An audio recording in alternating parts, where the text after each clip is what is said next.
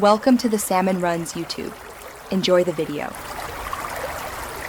In this video, I will show how to set up a mechanical timer. First, we will identify the key parts of your timer, including the rotating dial and the programming pins. Then, we will walk through setting the current time accurately. Next, we will program your desired on and off cycles. Finally, we will connect your device and test the timer to ensure everything works perfectly. To begin, locate the large rotating dial on your mechanical timer.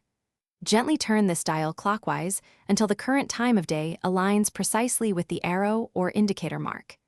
If your timer has an AM or PM setting, make sure that is also correctly positioned.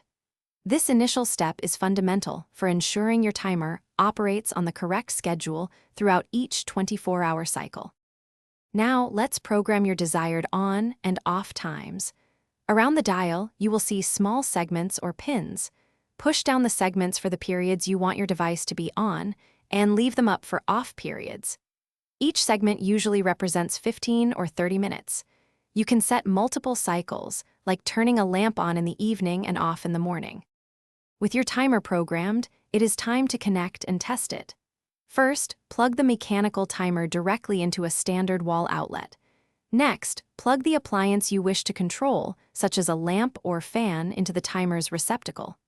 Finally, to test, manually advance the dial to an on period. Your connected device should power on, confirming your setup is successful. Thanks for watching. Consider subscribing if we helped you.